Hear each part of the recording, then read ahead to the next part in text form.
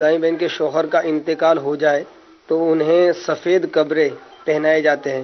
الحمدللہ رب العالمین والصلاة والسلام علی سید الانبیاء والمرسلین اما بعد فاعوذ باللہ من الشیطان الرجیم بسم اللہ الرحمن الرحیم.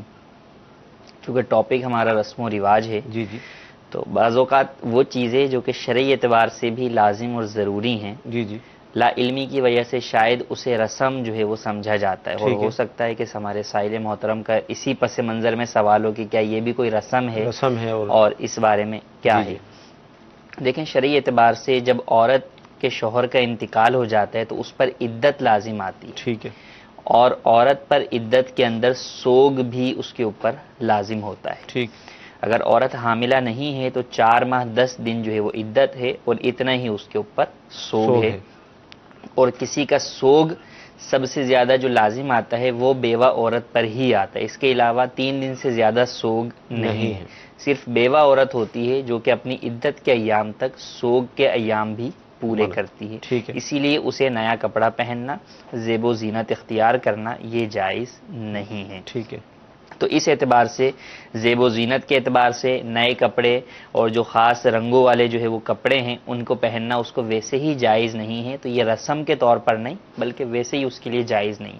ہاں یہ کہ سارے رنگ چھوڑ کے فقط جو ہے وہ سفید لباس پہنے یہ ضروری نہیں ہے. صحیح. جیسے خواتین احرام کے لیے بھی جاتی ہیں تو یہ سمجھتی ہیں کہ مردوں کی طرح ہم بھی جو ہے وہ سفید رنگ کا جو ہے وہ لباس پہنے تو وہ احرام ہوگا، ایسا نہیں. صحیح. عورت کے لیے عدت میں بھی اور احرام کی حالت میں بھی سفید رنگ کا احرام پہننا ضروری یا سفید رنگ کا کپڑا پہننا ضروری نہیں ہے. تو عدت کے اندر اپنے پرانا لباس جو ہے وہ پہن سکتی ہے. ہاں جو نیا لباس ہے وہ پہننے کی اجازت نہیں ہے. اور نئے کے اندر سفید کے اندر بھی بہت سارے کپڑے نئے اور زیب و زینت والے ہوں گے تو وہ بھی اسے اختیار کرنے کی اجازت نہیں ہوگی. تو عام نارمل کپڑے پہن سکتی ہے. اب اس میں ایک رسم کے طور پر جو کام کیا جاتا ہے کہ چوڑیاں توڑوا دی جاتی ہیں. صحیح. یہ رسم ہے، یہ جائز نہیں ہے کیونکہ چوڑیاں ایک مال ہیں، ان کی قیمت ہے، ان کی حیثیت ہے. تو اب اس کو بلا وجہ جو ہے وہ ضائع کرنا یہ اسراف ہے. اور اسراف کی اسلام میں اجازت نہیں ہے کہ وہ حرام ہے اور اسراف کرنے والوں کو شیطان کا بھائی قرار دیا گیا. تو اس کی اجازت نہیں ہے. وہ چوڑیاں جو ہے وہ اتروا کر رکھ دی جائیں سنبھال کر کے عدت کے بعد عورت پہن لے یا وہ اپنی خوشی سے کسی اور کو پہننے کے لیے دے دے. اچھا یہ تو ایک شریعت کا حکم تھا جو آپ نے بیان فرمایا، لیکن اب اس میں رسم و رواج بھی ہیں. جیسے آپ نے چوڑی کی مثال دی، میرے علم میں بھی ہیں. ظاہر دعوت اسلامی کے مدنی ماحول کی برکت سے میل جول ملاقاتیں سارے سلسلے جب ہوتے ہیں، اب یہ ایسا بھی ہے کہ جب شوہر کا انتقال ہوا تو زوجوں کو یہ کہا گیا کہ اب آپ ان کا چہرہ نہیں دیکھ سکتی کیونکہ آپ کا نکاح ٹوٹ گیا. اسی طرح بالکل ان کو گھر کے اندر اس انداز میں قید کر دیا جاتا ہے کہ وہ اب کسی سے میل جول یعنی گھر والے بھی ملنے کے حوالے سے پابندیاں لگا دی جاتی ہیں. تو اب اس پر کیا فرمائیں گے؟ اور خاص طور پہ عموماً یہ سوال ہوتا ہے کہ عدت میں پردہ جو ہے وہ کس کس سے ہے اور کس کس سے نہیں ہے. حالانکہ جو پردے کے احکام ہیں وہ عدت اور بغیر عدت کے ان میں کوئی فرق نہیں ہے. نامحرموں سے پردہ جو ہے وہ عدت میں بھی ہے، عدت کے علاوہ بھی ہے. اور جو محارم ہیں ان کے ساتھ جو ہے وہ پردہ نہیں. بلکہ ابھی آپ اندازہ کریں پچھلے دنوں ہی مجھے ایک دارالفتہ میں فون کال موصول ہوئی تو ان کا یہ سوال تھا کہ کیا ساس اور بہو یعنی ساس جو ہے وہ عدت میں ہے تو کیا بہو جو ہے وہ ان کو دیکھ سکتی ہے یا نہیں دیکھ سکتی. ایک بات ہے. ہاں اب تو ہر ایک سمپل سی بات ہے کہ عورت کا تو عورت سے کوئی پردہ جو ہے وہ نہیں ہے.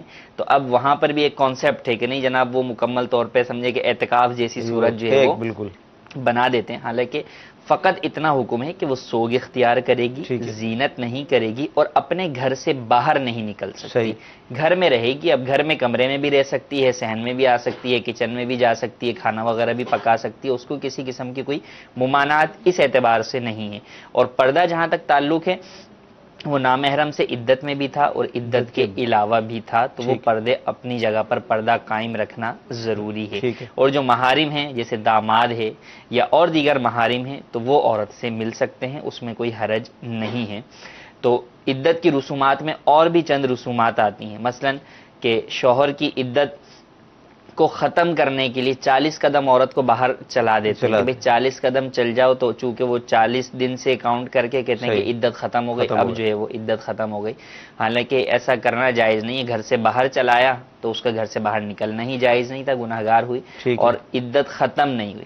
صحیح ہے. بلکہ عدت تو اپنی جگہ چل رہی ہے. اب عورت عدت کی پابندیوں پر عمل نہیں کرے گی، خلاف ورزی کرے گی تو گناہگار ہوتی رہے گی. یوں ہی آپ نے کہا شوہر کا چہرہ دیکھنا، یا اگر بیوی کا انتقال ہو جائے تو شوہر کو منع کیا جاتا ہے کہ وہ چہرہ جو ہے وہ نہ دیکھے. ایسا نہیں ہے، چہرہ جو ہے وہ دونوں ایک دوسرے کا میت کا دیکھ سکتے ہیں. جی اگلی کال. میرا مفتی صاحب سے سوال یہ ہے کہ اگر مرد اپنی بیوی کو خرچہ دیتا رہے اور پھر کبھی ایسا ہو کہ بیوی قرض کے طور پہ اپنے خاوند کو خرچہ دے تو کیا وہ تقاضا کر سکتی ہے، واجب ہے اس کا نام مرد پر یا نہیں؟ کیا فرمان؟ ایسی صورت بن جاتی ہے کہ وہ ظاہر ہے جب شوہر اپنی بیوی کو خرچہ دیتا ہے تو وہ ظاہر بچا بچا کے جمع کرتی ہیں. اب ایک رقم جمع ہو گئی تو شوہر کہتا ہے کہ کچھ مجھے قرضہ دینا ہے، کچھ قرضہ دے دے. کوئی ایسی صورتحال ہو گئی، یا یہ کہ عورت کی اپنی ملکیت ہے، اپنا اس کا مال ہے، عیدی پر ملتا ہے، یا اس کو اپنے جو ہے وہ میکے سے ملا ہے. دیکھیں عورت اپنے مال کی مالک ہے. ٹھیک ہے. عورت کے مال میں شوہر کو تصرف کا اختیار حاصل نہیں اس کی اجازت کے بغیر. وہ آپ کی بیوی ضرور ہے، لیکن آپ یہ کہیں کہ نہیں اس کے مال پر میرا پورا جو ہے وہ حق ہے. یا جو بعض خواتین جو ہے وہ جاب کرتی ہیں تو ان کی طرف سے بھی یہ بات ہوتی ہے کہ کیا ہمارے مال کے اوپر ہمارے شوہر کو جو ہے وہ حق ہے، یا شوہر یہ سمجھتے ہیں کہ بھئی یہ چونکہ کما رہی ہے تو اب جو ہے وہ اس کی جو بھی انکم ہوگی اس پر میرا حق بنتا ہے. ایسا ہرگز نہیں ہے. ہر شخص اپنے مال کا مالک ہے. عورت کے پاس کتنا ہی مال کیوں نہ ہو، اس کے باوجود جو اس کا نفقہ ہے، اس کا جو خرچ ہے وہ شوہر پر ہی لازم ہوگا. عورت کروڑ پتی بھی ہو جب بھی شوہر پر ہی نان نفقہ لازم ہوگا. تو اب اگر شوہر نے نان نفقہ کتنا ہی خرچ کیا تو اس کے بدلے میں یہ نہیں کہ اب اس کے بدلے میں بیوی سے بھی جو ہے وہ میں لے لوں.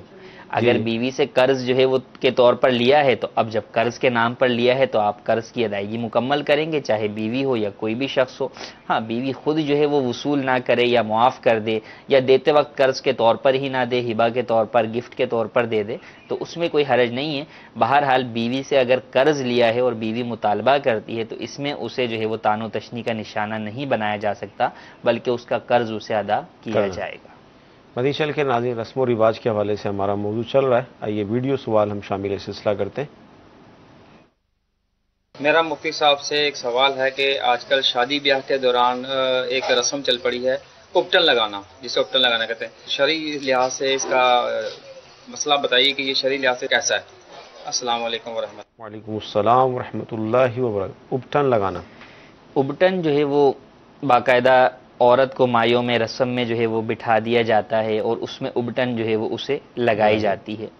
یوں ہی لڑکے کو بھی جو ہے وہ دولہا کو بھی لگائی جاتی ہے. شرعی اعتبار سے اپٹن لگانے میں تو کوئی حرج نہیں ہے. وہ آپ سمجھے ایک طریقے سے کریم جس طرح ہے اسی طریقے سے وہ رنگ صاف کرنے کی یا جو ہے وہ رنگ گورا کرنے والی جو ہے وہ اشیاء ہیں. اور ہاں اب یہ کہ اس کے لیے طریقہ کار جو اختیار کیا جاتا ہے وہ بعض صورتوں میں ناجائز ہوتا ہے. مثلا عورت کو ہی اگر اپٹن لگائی جا رہی ہے تو ناف سے لے کے گھٹنوں تک کا جو حصہ ہے عورت کا ستر کا مقام وہ دوسری عورت بھی نہیں چھو سکتی اور وہاں پر وہ اپٹن نہیں لگا سکتی. یوں ہی اگر لڑکے کو جو ہے وہ اپٹن لگایا جا رہا ہے تو نامحرم اگر اس کی خواتین جو ہے وہ آ کر لگا رہی ہیں تو وہ لگانا جائز نہیں ہے. یوں ہی اگر محارم لگا رہی ہیں لیکن جو ہے وہ گھٹنوں سے اوپر لگا رہی ہیں تو وہ بھی جائز نہیں ہوگا. تو پردے کی رعایت کو سامنے رکھتے ہوئے ہی اپٹن لگانے کی اجازت ہو. جی اگلا ویڈیو سوال. مفتی صاحب سے میرا یہ سوال ہے کہ بعض برادریوں میں بچہ پیدا ہوتے ہی وقت ہی رشتہ طے کر دیا جاتا ہے، کیا ایسا کرنا درست ہے؟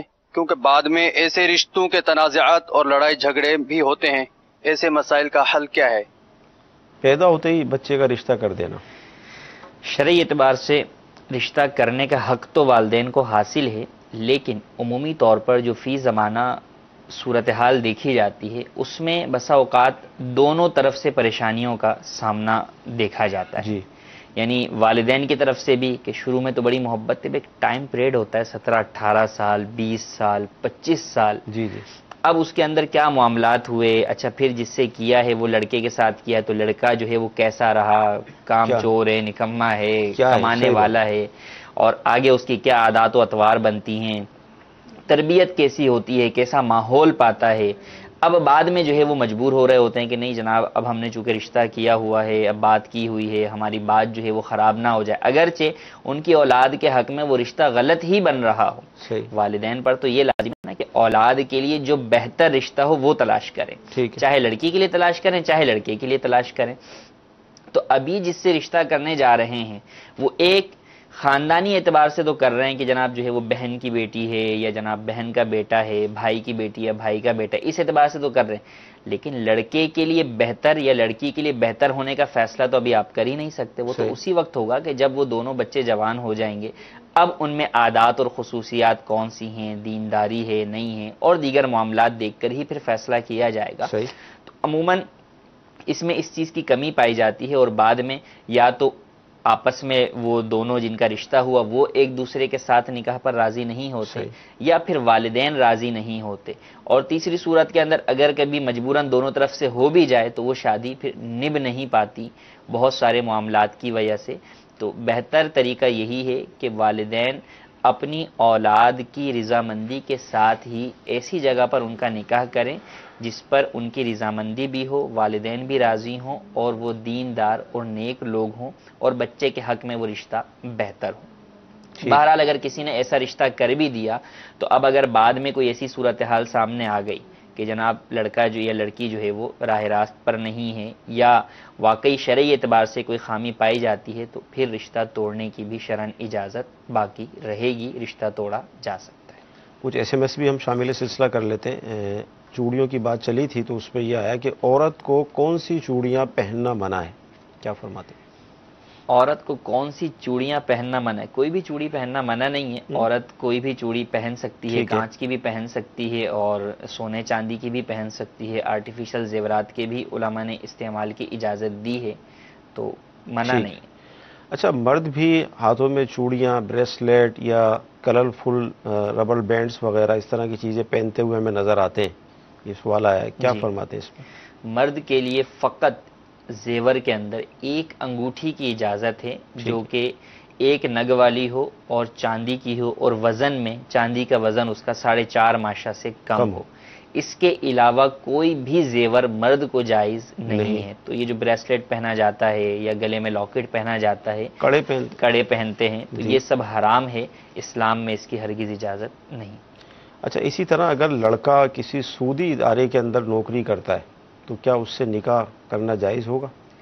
دیکھیں، نکاح کے جواز کے اعتبار سے بات کریں تو جواز کی صورتیں تو ہو سکتی ہیں، لیکن بات وہی ہے کہ بہتر نہیں ہوگا۔ ٹھیک ہے، ہمارے ہاں جیسے کہ حدیث میں یہ فرمایا گیا کہ دینداری دیکھو۔ ٹھیک ہے، اب لازمی سی بات ہے جو کسی سودی ادارے میں کام کرتا ہے اور اس کا کام ہی ناجائز ہے تو اب کچھ نہ کچھ حرام تو لازمی سی بات ہے گھر پر آئے گا۔ کل کو آپ کی بیٹی کو یا اس کی اولاد کو وہی مال جو ہے وہ کھلایا جائے گا۔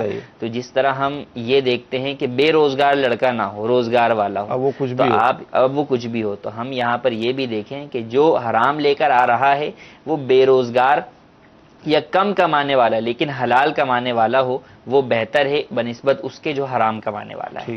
تو رشتے کے اندر دینداری کو فوقیت دی جائے۔ اچھا، اسی طرح شادی کی جو موویز ہوتے ہیں جیسے CD ہے، VCD ہے، DVD ہے، اس کو دیکھنا کیسا کہ اس میں گانے بھی ہوتے ہیں، پھر وہ نام حرم والے معاملات بھی ہوتے ہیں، تو کیا فرماتے ہیں؟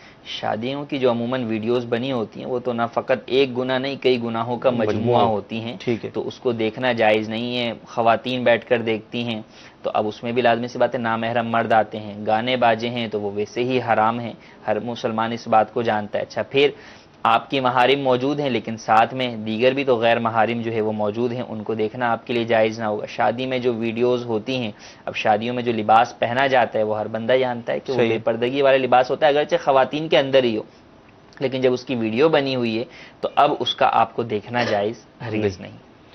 مدنی چینل کے ناظرین، رسم و رواج پر گفتگو چل رہی ہے، مزید انشاءاللہ ہم SMS بھی شامل کریں گے۔ ویڈیو سوال لیتے ہیں۔ میرا نام قاری عزیز اللہ ہے۔ مفتی صاحب یہ ارشاد فرمائیں کہ شادی بیاہ کی شرعن کیا تعریف ہے؟ آج کل ہر قوم اور برادری میں طرح طرح کی رسومات رائج ہیں، ہم کن کی رسم و رواج پر عمل کریں؟ بڑا تفصیلی آپ نے سوال کیا ہے، اب ظاہر ہے سلسلہ آپ دیکھتے رہیں گے تو انشاءاللہ معلومات ہوتی رہے گی۔ آسان سا اگر کچھ شادی کی تعریف انہوں نے پوچھی، دیکھیں شادی تو ہمارے ہاں ایک مکمل طور پر ایک فنکشن یا ایک بہت بڑا جو ہے وہ ایک تہوار کے طور پر کہہ لیں منایا جاتا ہے فیملی کے اندر۔ اصل تو نکاح ہے، جو سنت ہے، اور کہتے بھی ہیں سنت نکاح. اور آج کل اگر آپ دیکھیں تو شادی کی رسومات کے اندر وہ نکاح غائب ہو کر رہ گیا. بس اوقات پتہ بھی نہیں چلتا نکاح کہاں ہوا. صحیح. مسجد کے اندر نکاح کرنا جو ہے وہ سنت ہے اور اس کا اعلان بھی کیا جائے. صحیح. لیکن اس میں تو دعوت نہیں ہوتی. صحیح. وہ تو 4 افراد جا کر یا بعض دونوں طرف کے چند افراد جا کر کے آ جاتے ہیں. اب جب ہال میں آتے ہیں تو کب نکاح ہوا، کیا ہوا، کھانا کھل جاتا ہے اور ختم ہو جاتا ہے. تو وہ نکاح کے محفل کا تو کوئی اہتمام ہی نہیں ہوتا، کچھ پتہ بھی نہیں چلتا. حالانکہ دعوت دی جائے، آپ مسجد کے اندر لوگوں کو آنے کی دعوت دیں کہ وہ نکاح کے اندر جو ہے وہ باقاعدہ شریک ہو مسجد کے اندر. تو سنت نکاح تو فقط اتنی ہی ہے کہ جو نکاح کا طریقہ ہے، اور اس کے بعد جو سنت ہے وہ سنت ولیمہ ہے. اگر یہ دیکھیں تو یہ بھی ہمارے ہاں مفقود ہے کہ سنت ولیمہ نہیں ہوتی. اس سے پہلے بہت پرتعیش دعوت کا اہتمام بارات کی صورت میں یا اور دیگر جو ہے وہ پروگراموں کی صورت میں کیا جاتا ہے. تو سنت شادی تو جو سنت کا طریقہ ہے وہ تو یہی ہے کہ سادگی کے ساتھ ہو. جیسے کہ حدیث میں بھی فرمایا گیا کہ بہتر شادی وہ ہے جو کہ آسان جو ہے وہ خرچ والی ہو. بہتر نکاح کے بارے میں یہ کہا گیا. تو سنت کے مطابق جو ہے وہ نکاح کریں، اور رسومات جتنی بھی رائج ہیں کسی برادری کی ہیں یا دیگر جگہوں کی ہیں ان سے آپ بچ سکتے ہیں تو بچیں. اور جہاں بچنا ممکن نہیں ہے تو وہاں جو جائز رسومات ہیں ان پر آپ عمل کر سکتے ہیں. ناجائز رسومات پر کسی بھی صورت میں کمپرومائز کرنے کی اجازت نہیں. جی اگلا ویڈیو سوال دیجیے. میرا نام زاہد حسین ہے. جیسا کہ آج کل دیکھنے میں آ رہا ہے شادی بیاہ میں دولہا دلہن کی جو انٹری ہوتی ہے اس پر بہت زیادہ پیسہ دکھاوے کے طور پہ خرچ کیا جا رہا ہے، اور نمود و نمائش کی اتنی زیادہ چیزیں ہو رہی ہیں کہ میں بھی پچھلے دنوں دیکھ رہا تھا کہ وہ ایک پر کے اندر، پرندے کے اندر اس کو دولہا دلہن کو جنگلے میں ڈالا ہوا ہے اور لایا جا رہا ہے، اور تمام لائٹیں آف کر کے اس کو دکھایا جا رہا ہے دولہا دلہن کو. تمام لوگوں کی نظریں اس پر مرکوز ہیں، جس پر پیسہ بھی بے حد خرچ ہو رہا ہے اور لوگوں کی بدنگاہی بھی ہو رہی ہے. ہر انسان کے جیب میں موبائل ہے، وہ اس سے مووی بھی بنا رہا ہے، اس کو کوئی روک ٹوک نہیں ہے. پکچر کھینچ رہا ہے، اس کو کوئی روک ٹوک نہیں ہے.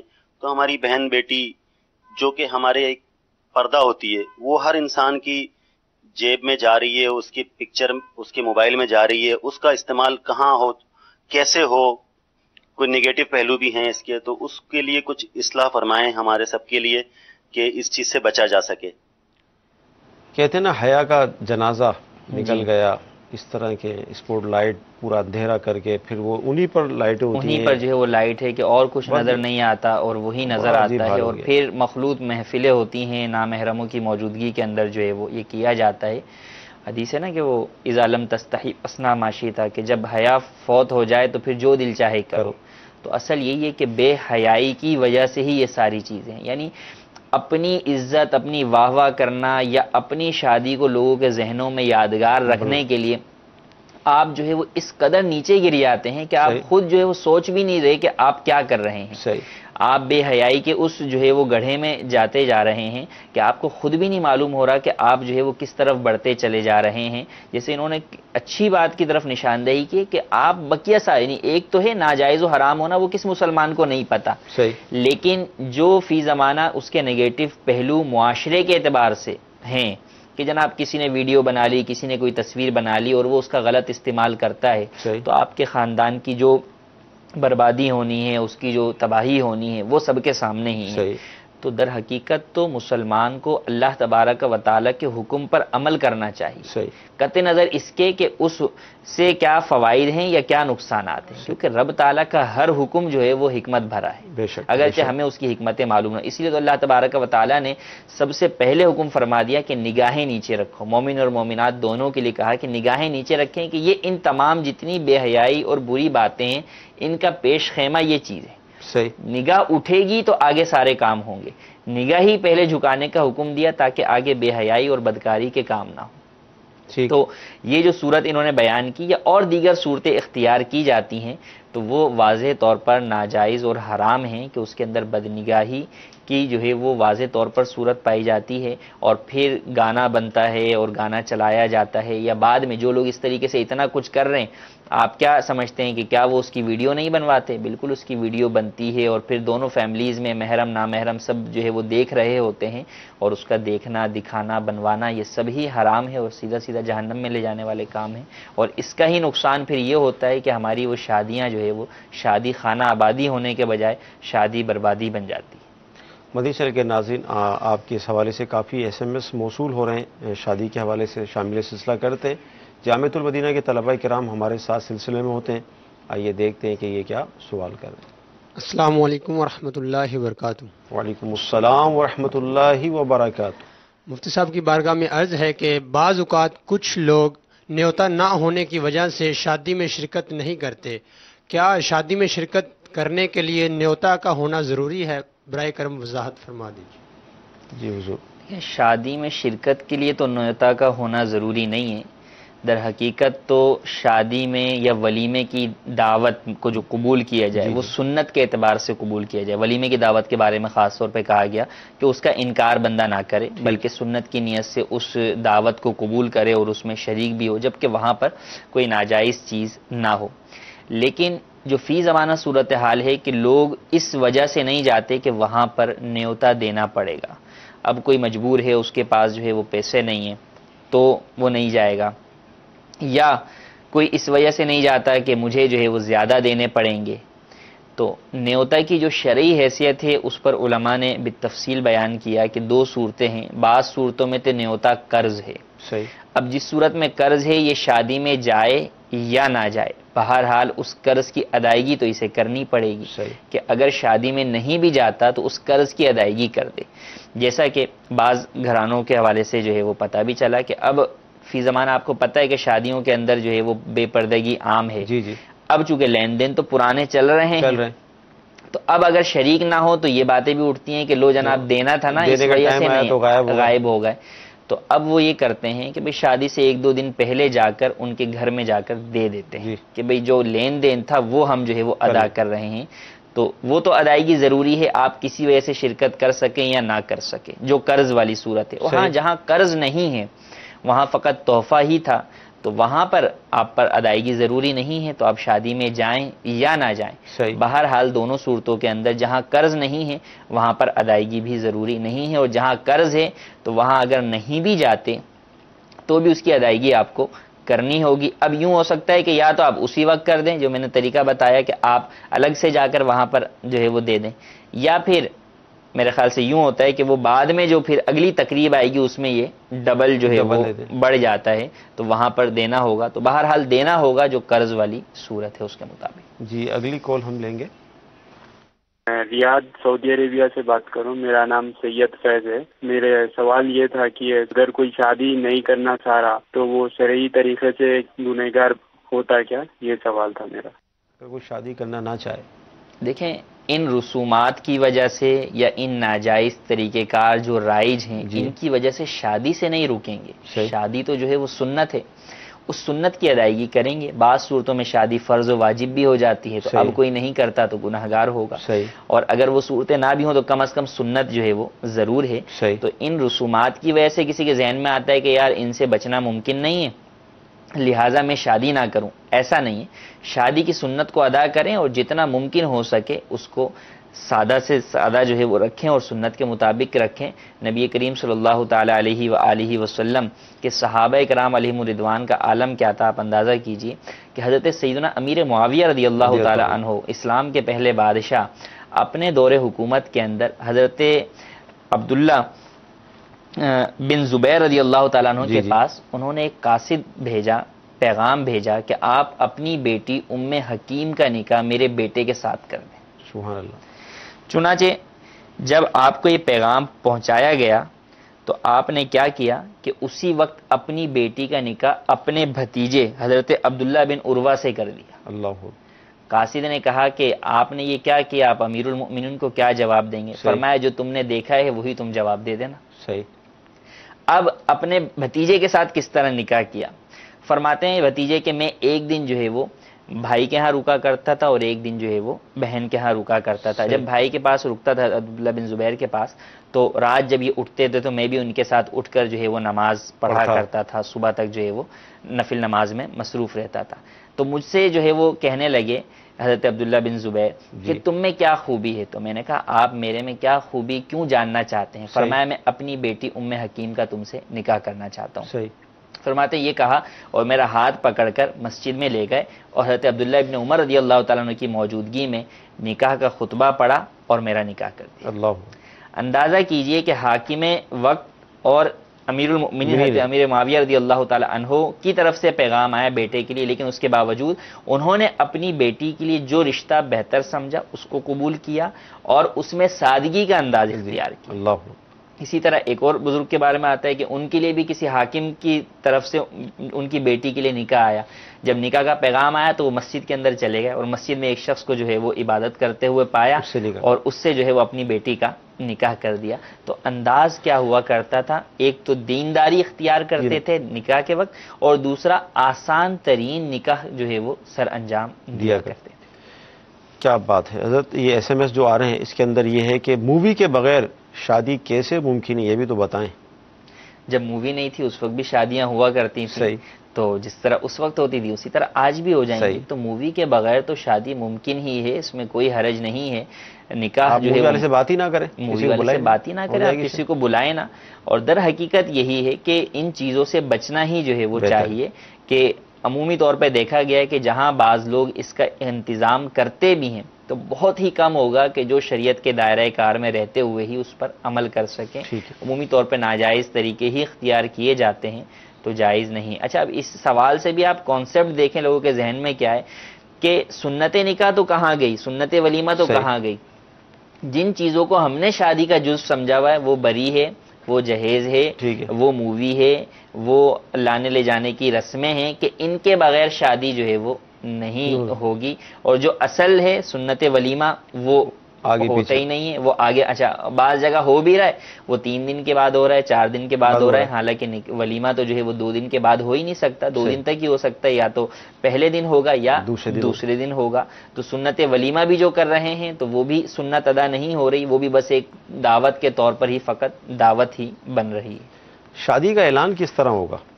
آپ نے اسے فرمایا اعلانیہ ہونا چاہیے، تو اعلان کس طرح کریں گے؟ شادی کا اعلان مختلف طریقوں سے ہی ہو سکتا ہے، جیسے ہمارے ہاں فی زمانہ کارڈ کا سسٹم ہے کہ بھئی مختلف لوگوں کو جو ہے وہ کارڈ جو ہے وہ گھروں پر پہنچا دیے جاتے ہیں۔ ہو سکتا ہے بعض جگہوں پر مسجد کے اندر اعلان ہوتا ہو، گاؤں وغیرہ کے اندر کہ بھئی جو ہے وہ فلاں کا جو ہے وہ نکاح جو ہے وہ ہو رہا ہے۔ تو مختلف طریقے جو بھی رائج ہیں کہ جس کے ذریعے سے معلوم ہو جائے لوگوں کو، کہیں یہ نہ ہو نا کہ کل کو کوئی کسی نامحرم لڑکے کے ساتھ کسی نامحرم عورت کو جاتے ہوئے دیکھے تو اب لوگ جو ہے وہ بدگمانی کریں کہ یار یہ اس کے ساتھ کیوں جا رہی ہے۔ تو جب نکاح کا پتہ ہوگا کہ بھئی اس کا جو ہے وہ نکاح ہو گیا ہے تو اب وہ بدگمانی سے مسلمان محفوظ رہیں گے۔ جی مزید کالس لیں گے ہم۔ سوال میرا یہ ہے کہ جو غیر شرعی کام ہیں ان پہ الحمدللہ ماشاءاللہ کے نا اس کی کیا شرع ہے اسلام میں اور کیا اس کا وہ ہے۔ دوسرا کوشچن میرا بھی یہ کہ جو بزنس ہے، فار ایگزامپل کسی نے کوئی 1 لاکھ روپے انویسٹ کیے کسی شاپ وغیرہ میں، تو وہ the end of the year سال کے آخر میں اس نے کیلکولیٹ نہیں کیا کہ مجھے کتنے منافع ہوا یا کیا ہوا، تو وہ اس پہ زکوٰۃ کا کیا طریقہ کار ہوگا؟ کیونکہ وہ پیسہ سرکولیٹ کر رہا ہے اسی دکان کے اندر، جو بھی منافع آ رہا ہے وہ اسی کے اندر لگ رہا ہے، تو اس کو سال کے اینڈ میں نہیں پتا کہ یہ 1.5 لاکھ ہے، 1 لاکھ ہے، 10 لاکھ ہے، کتنا ہے، اس پہ زکوٰۃ کا کیا طریقہ کار ہوگا؟ ناجائز کاموں پر اللہ تبارک و تعالیٰ کی نافرمانی اور پھر اس پر سبحان اللہ کہنا یا ماشاء اللہ کہنا یہ حرام ہے، اور بعض صورتوں میں کفر بھی ہو سکتا ہے۔ اب وہ سیاق و سباق کا جملہ دیکھ کر ہی بتایا جا سکتا ہے۔ بہرحال جیسے فرمایا کہ حرام کام کرتے ہوئے بسم اللہ کہنا جو ہے وہ کفر ہے، تو اسی طرح اللہ تبارک و تعالیٰ کی نافرمانی کر رہا ہے تو اب بندے کو تو ڈرنا چاہیے۔ اچھا یہ سبحان اللہ یا ماشاء اللہ کہنے والا وہ ہوگا جس کو اس چیز کی حرام ہونے کا نہیں معلوم ہوگا، لا علمی ہے، جہالت ہے۔ ورنہ یہ دیکھیں نا کہ کوئی شخص کسی کی نافرمانی بھی کرے اور وہیں پر اس کی جو ہے وہ حمد و ثنا بھی کرے، ایسا کیسا ممکن ہو سکتا ہے؟ تو لوگ اس چیز کو ہی درست سمجھ رہے ہوتے ہیں، اس کو ہی نیکی سمجھ رہے ہوتے ہیں، اس کو ہی نعمت سمجھ رہے ہوتے ہیں، حالانکہ وہ نعمت کہاں، وہ تو اس شخص کے اوپر غضب کی صورت ہے کہ اللہ کی طرف سے ڈھیل ہے جبھی تو یہ سارے کام کر رہا ہے، ورنہ اللہ تبارک و تعالیٰ اگر پکڑ فرمائے تو مجال ہے کہ اس کے جو ہے وہ یہ کوئی کام کر سکے۔ صحیح۔ اچھا دوسرا جو ان کا سوال تھا، دوسرا سوال انہوں نے کہا تو دیکھیں اس میں آپ منافع کو کیوں کاؤنٹ کرنے جا رہے ہیں؟ منافع کے اوپر فقط زکوٰۃ تھوڑی ہوتی، زکوٰۃ تو ٹوٹل پر ہوتی ہے، زکوٰۃ ایسٹس پر بھی ہوگی، جو مال تجارت ہے اس پر بھی زکوٰۃ ہوگی۔ تو آپ نے انویسٹمنٹ جتنی کی ہے اور اس پر جو بھی نفع ہوا، سال پورا ہونے پہ آپ دیکھ لیں آپ کے کاروبار میں مال کتنا ہے، جو مال ہے وہ اور جو اس کے علاوہ آپ کے پاس اکاؤنٹ میں یا کیش کی پوزیشن میں جو آپ کے پاس مال ہے ان سب کو پلس کر کے ٹوٹل پہ زکوٰۃ دیں گے آپ. ٹھیک ہے جی، ویڈیو سوال لیجئے. میرا نام محمد ناصر رشید ہے، میں یو کے سے بات کر رہا ہوں. مفتی صاحب کی بارگاہ میں عرض ہے ایک سوال کہ شادی بیاہ کی رسموں میں یہاں پہ ایک رسم ہمارے یہاں ہوتی ہے کہ دولہا دلہن ایک بڑی سی تھال میں دودھ ڈال کے اس میں انگوٹھی ڈالتے ہیں اور دونوں کو کہا جاتا ہے کہ اس کو ڈھونڈیں. پہلے کون ڈھونڈتا ہے؟ تو مفتی صاحب برائے مہربانی آپ اس بارے میں شرعی رہنمائی ہماری فرما دیں. جزاک اللہ خیر. السلام علیکم ورحمۃ اللہ. آگے یہ نہیں بتایا کہ جو پہلے ڈھونڈ لیتا ہے تو ہوتا کیا ہے پھر اس کے ساتھ؟ اب اس کے ساتھ کیا ہوتا ہے اور دوسرا اس دودھ کا کیا ہوتا ہے؟ دودھ کا کیا ہوتا ہے کہ اب اس کے اندر جب ہاتھ ڈال رہے ہیں تو میں نہیں سمجھتا کہ اس دودھ کو کوئی پیتا ہوگا، وہ تو پھینک دیا جاتا ہوگا اور وہ واضح طور پر جو ہے وہ اسراف ہے. اور پھر ہاتھ جو ہے وہ ہاتھ میں میل کچیل جو بھی ہے تو ویسی ایک جو ہے وہ نامناسب طریقہ ہے اور کراہیت والا طریقہ ہے. تو ایسی رسومات جن کا کوئی فائدہ نہیں بلکہ ان کے کرنے میں نقصان یوں ہے کہ دین کا نقصان ہے اور مال کا بھی نقصان ہے. دین کا نقصان یوں کہ اسراف کر رہے ہیں اور گناہگار ہو رہے ہیں، اور مال کا اسراف یوں کہ وہ مال پھینکا جائے گا، اس مال کا اپنا نقصان ہو رہا ہے. تو ایسی رسمیں کرنا ہرگز جائز نہیں ہے. ویسے بھی اس سوال میں تفصیل سمجھ میں آتی ہے کہ اب یہ کیا نکاح ہوا تھا نہیں ہوا کیا ہوا، یہ تو اس کے بعد ہوگا تو ہے. پہلے اگر جو ہے وہ ان کا آپس میں اس طرح کا کوئی رسم ہے تو اس کی ویسے ہی اجازت نہیں ہوگی کہ ابھی تو پردہ ہی ہے نکاح سے پہلے. جی اگلا ویڈیو سوال دیجیے. مفتی صاحب سے میرا یہ ایک سوال ہے کہ آیا یہ شادی بیاہ میں ڈولی گھر پہ آتی ہے اور دولہا کی جو والدہ ہیں وہ 7 دفعہ پانی گھماتی ہیں اور روکتا ہے، آئے یہ ٹھیک ہے کہ نہیں؟ اور یہ جو چھوٹی چھوٹی رسمیں ہوتی ہیں گھٹنا باندھنا رستہ رکائی، یہ درست ہے کہ نہیں؟ جی کیا فرمائیں؟ دیکھیں دلہن کے پاؤں دھو کر پانی جو ہے وہ گھر میں چھڑکنا، اس کی تو جو ہے وہ بزرگوں سے جو ہے وہ ثبوت ملتا ہے. لیکن اب جو یہ طریقہ بیان کر رہے ہیں اس کی کیا صورت ہے کہ اس میں دلہا بھی اس چیز کو اپنی والدہ سے روکتا ہے، پھر روک کر کیا ہوتا ہے اس کی وضاحت جو ہے وہ نہیں ہے. تو اگر کوئی سوال آپ رسم و رواج سے یا ویسے بھی کوئی بھی سوال کریں تو ڈیٹیل کے اندر جو ہے وہ بیان کریں تاکہ پھر ہم اس کا جواب دے سکیں اور ناظرین کے لیے وہ سوال فائدہ مند ہو سکے. ٹھیک. اچھا ایک شہر میں بارات ہوئی دوسرے شہر میں ولیمہ ہو سکتا ہے؟ بالکل ہو سکتا ہے، لیکن شرط وہی ہے کہ ولیمہ اپنے مدت کے اندر ہو، جو شرعی اعتبار سے اس کی مدت ہے اس میں ہی ہو. ٹھیک ہے. اچھا دوران کلام ابھی یہ گفتگو ہم نے کی تھی جب حیا چلی جائے، تو اب یہ ہے کہ حیا فوت ہو جائے تو اس کا مطلب کیا ہے اسلامی بہن؟ یعنی کہ انسان جو ہے وہ جب بے حیا ہو جائے آپ اس کو کہہ لیں تو اب اس کے بعد اس پہ کوئی چیز اثر نہیں کرتی، اب وہ جو دل چاہے کرے. یعنی ایک در حقیقت یہی ہے کہ حیا جو ہے وہ ایمان کے حصوں میں سے ایک حصہ ہے، گناہوں میں رکاوٹ بنتی ہے. تو اب حیا 2 طرح کی، ایک اللہ سے حیا، ایک بندوں سے حیا. ٹھیک ہے. بہت سارے کام ہیں کہ انسان بندوں سے حیا کرتے ہوئے تو رک جاتا ہے، لیکن جو خلوت میں گناہ کرتا ہے اس میں اللہ سے حیا نہیں کر رہا ہوتا. صحیح. تو جس میں لوگوں سے بھی جو ہے وہ حیا ختم ہو جائے تو اب اس کے بعد تو اس کو کسی چیز کا احساس ہی نہیں رہتا نا، وہ اپنے اس فعل کو بھی جو ہے وہ اچھا ہی سمجھ رہا ہوتا ہے. اس کو کسی کے کہتے ہیں نا کہ جب کسی کو کسی کے کہنے کی کوئی پرواہ نہ رہے تو اب اسے سمجھانا بیکار ہے کہ اب اسے کوئی احساس ہی نہیں ہے کہ میں جو کر رہا ہوں وہ غلط ہے یا کیا ہے. تو یہ مطلب ہے کہ جب حیا ختم ہو جاتی ہے تو پھر اب اس کو سمجھانا یا اس کو بتانا بیکار ہوتا ہے، پھر تو وہ جو بھی کرے وہ کم ہے.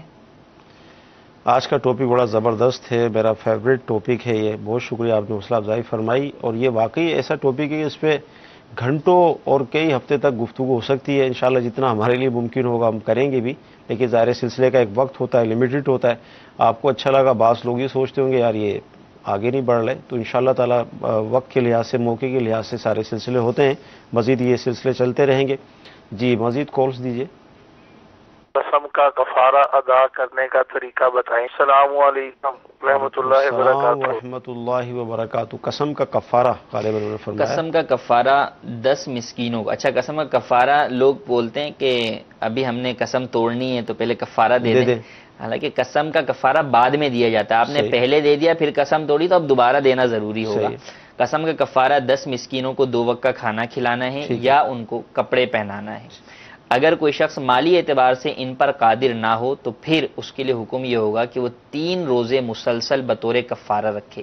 اگر ان 3 دنوں میں وہ کفارے کی مالی اعتبار سے ادائیگی پر قادر ہو جاتا ہے تو اب روزے والا کفارہ اس کو کافی نہیں ہوگا بلکہ مال ہی ادا کرنا ہوگا. اور ادائیگی میں بھی اس بات کا خیال رکھنا ضروری ہے کہ ایک ہی مسکین کو 10 کفارے ایک ساتھ نہیں دے سکتا, 10 صدقہ فطر ایک ساتھ نہیں دے سکتا, بلکہ 10 مسکینوں میں سے ہر ایک کو ایک ایک صدقہ فطر دے, یا پھر اگر ایک کو ہی دینا ہے تو اسے پھر 10 دن تک روزانہ ایک ایک صدقہ فطر ادا کرے.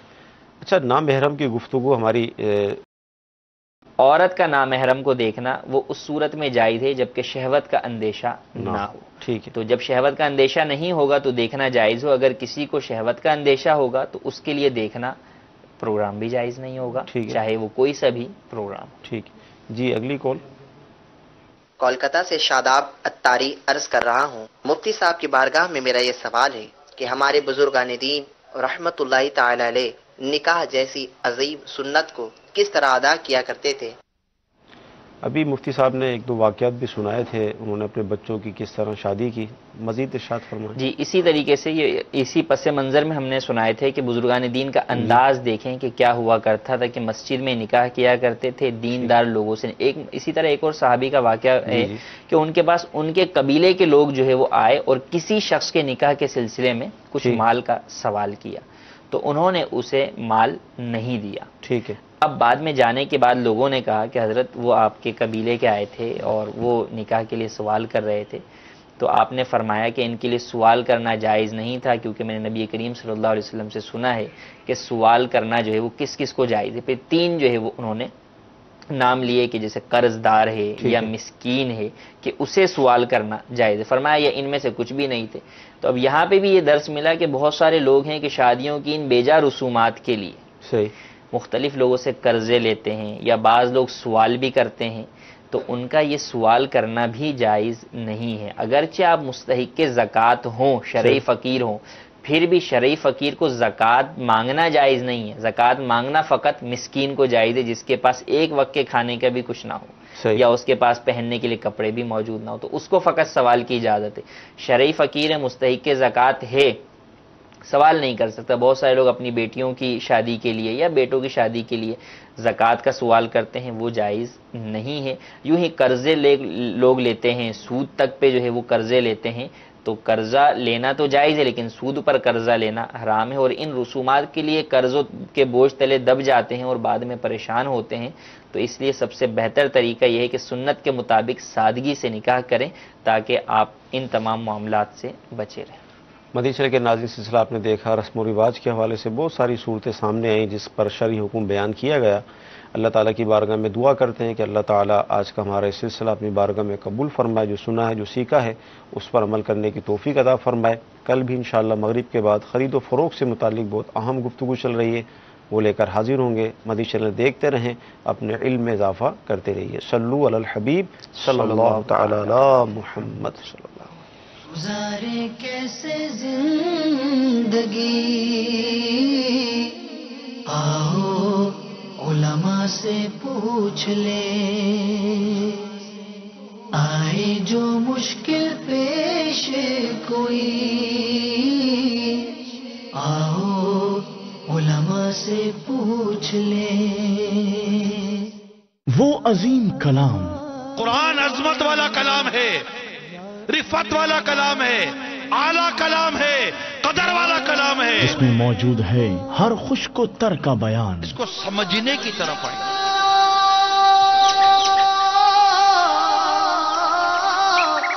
اسے روح الامین لے کر آئے, آقا پر نازل ہوا عربی زبان میں. نصیحت اصلاح انسانیت, کتنا خوبصورت انداز ہے. حسن معاشرت, سبق آموز واقعات. اتنے مضامین ہیں کہ مطلب آدمی اسے سیر ہو ہی نہیں سکتا. لطف ہی لطف ہے. وہ الہامی کتاب جس میں بتائے گئے گزشتہ قوموں کے حالات. اللہ تبارک و تعالیٰ نے جو کلام پاک میں جو ہمیں بیان کیا ہے اس پر ہمیں ایمان لانا ہے. قرآن ہی وہ ہے, جب اسے جنات نے سنا تو یہ کہے بغیر نہ رہ سکے کہ ہم نے عجیب قرآن سنا ہے. کیا کیا ہیں اس میں ہمارے لیے پیغام.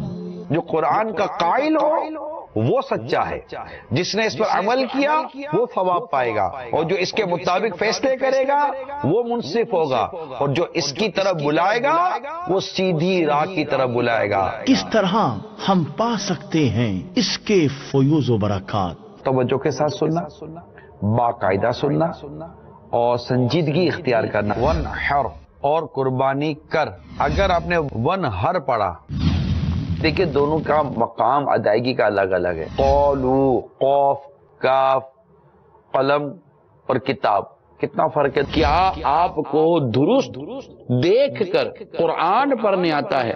دیکھیے سلسلہ میرے رب کا کلام براہ راست آج مدینہ منورہ میں رات 7:15 بجے، پاکستان میں رات 9:15 بجے مدنی چینل پر۔ صلو علی الحبیب صلی اللہ تعالی علی محمد۔ مجھے اپنی اور ساری دنیا کے لوگوں کی اصلاح کی کوشش کرنی ہے انشاءاللہ عز و جل۔ امیر اہل سنت کی بارگاہ میں عرض ہے کہ رجب کے پہلے روزے کی کیا فضیلت ہے؟ مکتبۃ المدینہ کے مطبوعہ رسالے کفن کی واپسی صفحہ نمبر 7 پر ہے۔ فرمان مصطفیٰ صلی اللہ تعالی علیہ وآلہ وسلم، رجب کے پہلے دن کا روزہ 3 سال کا کفارہ ہے، اور دوسرے دن کا روزہ 2 سال کا، اور تیسرے دن کا 1 سال کا کفارہ ہے، پھر ہر دن کا روزہ 1 ماہ کا کفارہ ہے۔ صلو علی الحبیب صلی اللہ تعالی علی محمد۔ یہاں گناہ کا کفارہ سے مراد یہ ہے کہ یہ روزے گناہ صغیرہ یعنی چھوٹے گناہوں کی معافی کا ذریعہ بن جاتے ہیں۔ صلو علی الحبیب صلی اللہ تعالی علی محمد۔ صلو علی الحبیب صلی اللہ تعالی علی محمد۔ مجھے اپنی اور ساری دنیا کے لوگوں کی اصلاح کی کوشش کرنی ہے انشاءاللہ عز و جل۔ فرمان مصطفیٰ صلی اللہ تعالی علیہ وآلہ وسلم، نیت المؤمنی خیر من عملی، مومن کی نیت اس کے عمل سے بہتر ہے۔ اللہ عز و جل کی رضا پانے اور ثواب کمانے کی غرض سے سلسلہ دیکھنے سے پہلے اچھی نیتیں فرما لیجئے۔ اللہ عز و جل کی رضا کی خاطر علم دین حاصل کروں گا، سیکھ کر دوسروں تک نیکی کی دعوت پہنچاؤں گا، خاص باتیں لکھوں گا، اول تا آخر دیکھوں گا۔ وہ سرورے کشورے رسالت جو عرش پر جلوہ گر ہوئے تھے، نئے نرالے عرب کے سامان، عرب کے مہمان کے لیے تھے۔ الحمدللہ رب العالمین، والصلاة والسلام على سید الانبیاء والمرسلین، اما بعد فاعوذ باللہ من الشیطان الرجیم، بسم اللہ الرحمن الرحیم۔ الصلاة والسلام علیک یا رسول اللہ وعلی آلک واصحابک یا حبیب اللہ، الصلاة والسلام علیک یا نبی اللہ وعلی آلک واصحابک یا نور اللہ۔ مدنی چینل کے ناظرین، الحمدللہ عز و جل سلسلہ سفر معراج میں ایک مرتبہ پھر حاضر ہیں، اور اس سلسلے میں ہم آقا و مولا مدینے والے مصطفیٰ صلی اللہ تعالیٰ علیہ وسلم کے معراج کے واقعات سماعت کر رہے تھے۔ پچھلے سلسلے میں ہم نے بیت المقدس نبی کریم صلی اللہ تعالیٰ علیہ وسلم کو لے جانے کی بعض حکمتیں سننے کی سعادت حاصل کی تھی کہ آپ علیہ الصلوۃ والسلام کو مسجد اقصی اولاً کیوں لے جایا گیا۔ بعض باتیں سنی تھی، انشاءاللہ آج کے سلسلے میں بھی کچھ اور باتیں اس حوالے سے سنیں گے۔ جیسا کہ پچھلے سلسلے میں آخر میں یہ بات عرض کی تھی کہ مسجد اقصی جس علاقے میں قائم ہے وہ فلسطین کا علاقہ ہے، اور یہ پہلے ملک شام کے اندر ہی شامل تھا، اور ملک شام وہ سرزمین ہے کہ جس میں قیامت کا میدان برپا ہوگا۔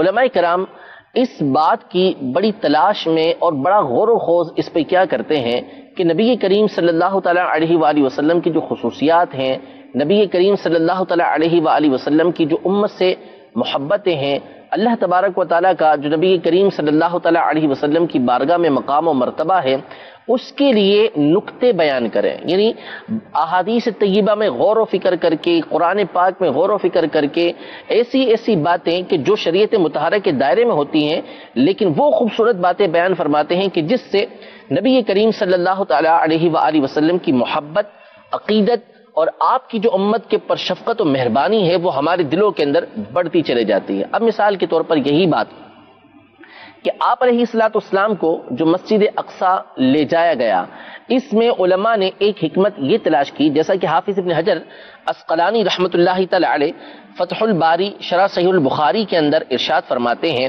وقیل لأنه محل الحشر فأراد الله تعالی ان تطأ قدمیہ لیسہل علی امتہ یوم القیامۃ وقوفہم ببرکۃ اثر قدمیہ، یعنی اللہ تبارک و تعالی نبی کریم صلی اللہ تعالی علیہ وآلہ وسلم کو مسجد اقصی یعنی بیت المقدس یعنی سرزمین قیامت پر اس لیے لے گیا تاکہ نبی کریم صلی اللہ تعالی علیہ وآلہ وسلم کی برکتیں اس سرزمین کو حاصل ہوں اور کل بروز قیامت آپ کی امت کے لیے یہاں پر ٹھہرنا یہ آسان ہو جائے کہ ان کے نبی صلی اللہ تعالی علیہ وآلہ وسلم کے مبارک قدم یہاں پہ لگے، آپ علیہ الصلوۃ والسلام کی تشریف آوری یہاں پر ہوئی تو اس کی برکتیں اس سرزمین کو یہ حاصل ہوئیں کہ کل بروز قیامت آپ کی امت کو یہاں پر وقوف کرنا، یہاں پر ٹھہرنا یہ آسان ہو جائے گا۔ یعنی نبی کریم صلی اللہ تعالی علیہ وسلم کی برکتوں کے حصول کے لیے آپ کو مسجد اقصی کی طرف لے جایا گیا تاکہ وہاں کی سرزمین کو اور برکتیں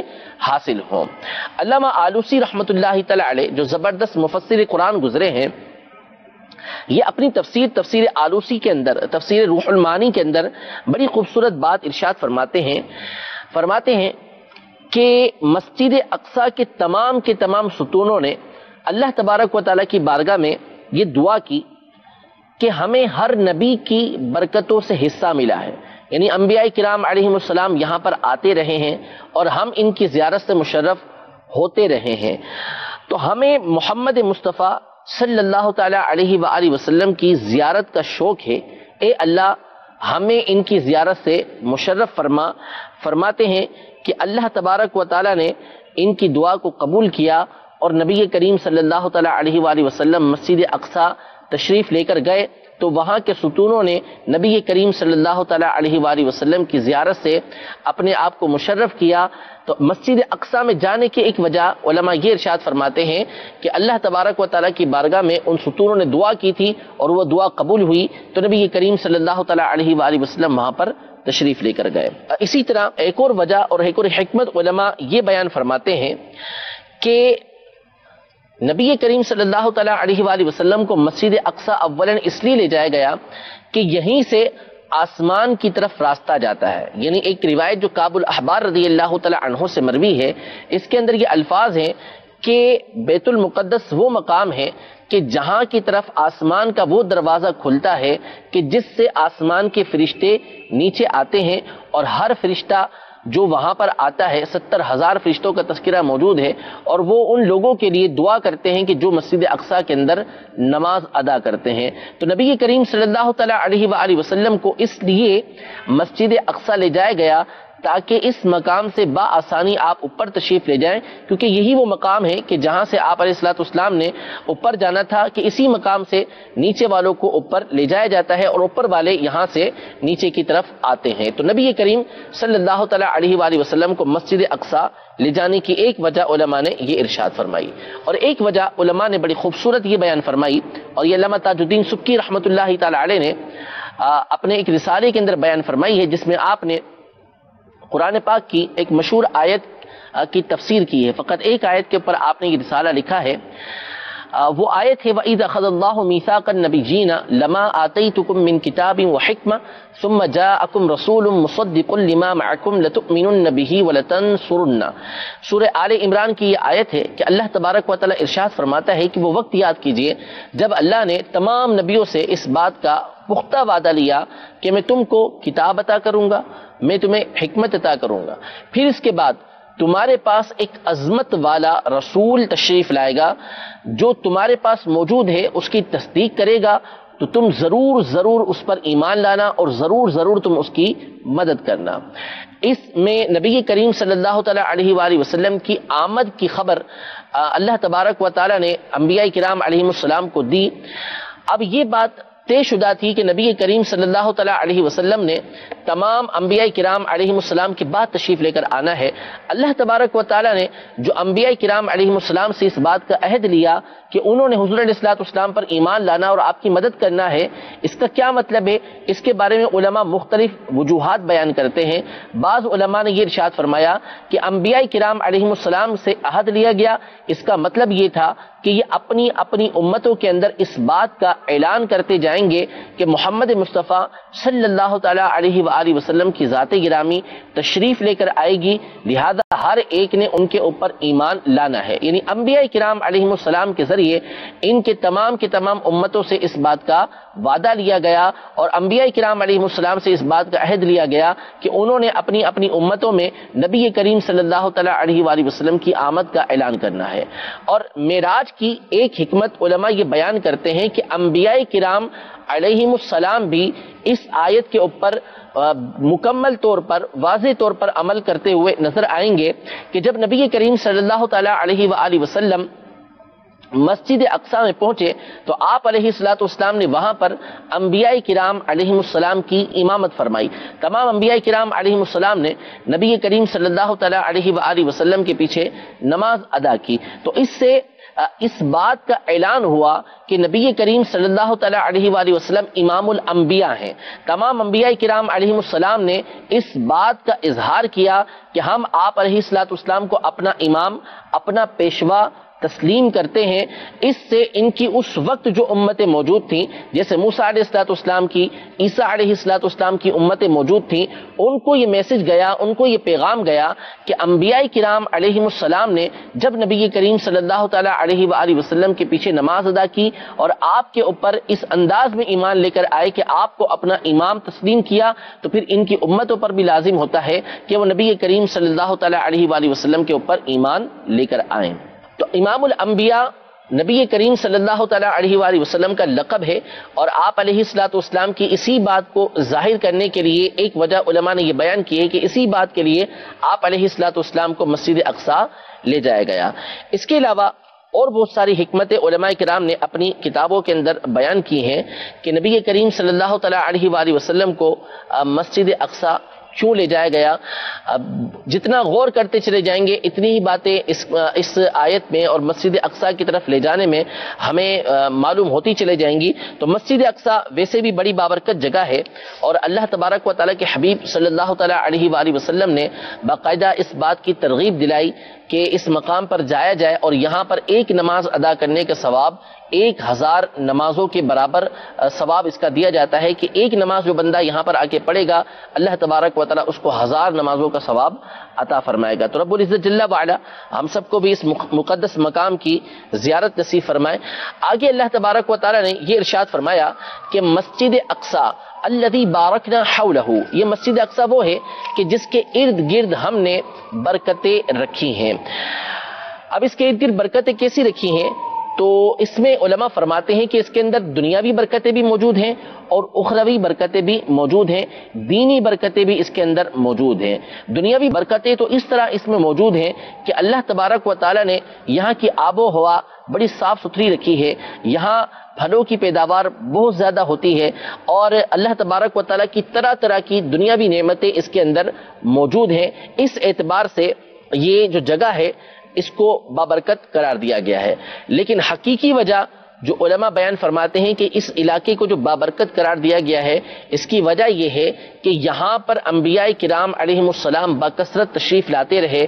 یہی وہ مقام ہے کہ جہاں پر انبیاء کرام علیہ السلام کی ایک بڑی تعداد ہجرت کرتی رہی، یہی وہ مقام ہے کہ جہاں بکثرت انبیاء کرام علیہ السلام کے مزارات موجود ہیں، ان کی قبریں موجود ہیں۔ تو اس وجہ سے انبیاء کرام علیہ السلام کے اس مقام پر ہونے کی وجہ سے اللہ تبارک و تعالی نے اس مقام کو ببرکت قرار دیا، جیسا کہ حضرت سیدنا ابن عباس رضی اللہ تعالی عنہ کے شاگرد رشید حضرت سیدنا امام مجاہد رحمت اللہ تعالی علیہ ارشاد فرماتے ہیں کہ سماہ مبارکن لأنہ مقر الانبیاء ومہبت الملائکۃ والوحی ومنہ یحشر الناس یوم القیامہ، یعنی امام مجاہد فرماتے ہیں کہ اس جگہ کو اللہ تبارک و تعالی نے مبارک اس لیے قرار دیا ہے کہ یہی وہ جگہ ہے کہ جہاں انبیاء کرام علیہم السلام آ کے ٹھہرے ہیں، یہی وہ مقام ہے کہ جہاں پر فرشتے اترتے ہیں، یہی وہ مقام ہے کہ جہاں بکثرت اللہ تبارک و تعالی کی وحی نازل ہوئی ہے، یہی وہ مقام ہے کہ جہاں قیامت کا میدان برپا ہوگا۔ اس لیے اللہ تبارک و تعالی نے اس جگہ کو بابرکت قرار دیا ہے۔ اس کے علاوہ اور بھی اس کی برکت کی وجوہات موجود ہیں۔ انشاءاللہ تبارک و تعالی اس حوالے سے اپنے اگلے سلسلے میں مزید کچھ باتیں سننے کی سعادت حاصل کریں گے، اور آگے بھی جو باتیں بیان کی ہیں اس آیت کے اگلے حصے کے اندر لنُرِیَہُ مِنْ آیاتنا، کہ ہم نے اس اپنے بندے کو اپنی نشانیوں میں سے دکھایا، تو کیا نشانیاں دکھائیں، اس میں سے کچھ باتیں انشاءاللہ اپنے اگلے سلسلے کے اندر سننے کی سعادت حاصل کریں گے۔ رب العزت جل وعلا ہم سب کو نبی کریم صلی اللہ تعالی علیہ وآلہ وسلم کا عشق و محبت عطا فرمائے، آپ علیہ الصلوۃ والسلام سے عقیدت نصیب فرمائے، آپ علیہ الصلوۃ والسلام کی شفاعت میں سے ہمیں حصہ نصیب فرمائے، آمین بجاہ النبی الامین صلی اللہ تعالی علیہ وآلہ وسلم۔ وہ سرورے کشورے رسالت جو عرش پر جلوہ گر ہوئے تھے، نئے نرالے عرب کے سامان، عرب کے مہمان کے لیے تھے۔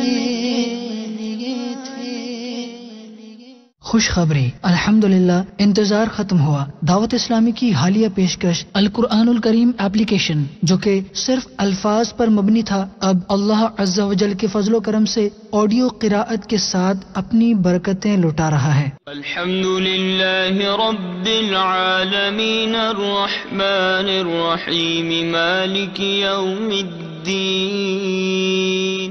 جی ہاں، اب آپ نہ صرف یہ قرآن پڑھ سکتے ہیں بلکہ جو سورت یا پارہ چاہیں اسے سن کر اپنے دل کو نور قرآن سے روشن کر سکتے ہیں۔ القرآن الکریم۔ عائشہ دعوت اسلامی کی مدنی خبریں دیکھیے، مگر ٹھہریے، پہلے اچھی اچھی نیتیں فرما لیجئے تاکہ ثواب بھی ملے۔ صلو علی الحبیب صلی اللہ تعالی علی محمد۔ فرمان مصطفیٰ صلی اللہ تعالی علیہ وآلہ وسلم، نیت المؤمن خیر من عملی، مومن کی نیت اس کے عمل سے بہتر ہے اللہ عز و جل کی رضا پانے اور ثواب کمانے کی غرض سے۔ دعوت اسلامی کی مدنی خبریں دیکھنے سے پہلے اچھی اچھی نیتیں فرما لیجئے۔ دین کا کام کرنے والی مدنی تحریک دعوت اسلامی کے بارے میں معلومات حاصل کروں گا، اس کے ذریعے مزید مدنی ماحول میں خود کو مضبوط کرنے کی کوشش کروں گا۔ جو علم دین کے مدنی پھول ملیں گے ان پر عمل کرنے کی کوشش کروں گا۔ عبرت والی خبروں کے ذریعے اپنی آخرت کو یاد کروں گا۔ جہاں جہاں صلو علی الحبیب سنوں گا، درود شریف پڑھوں گا۔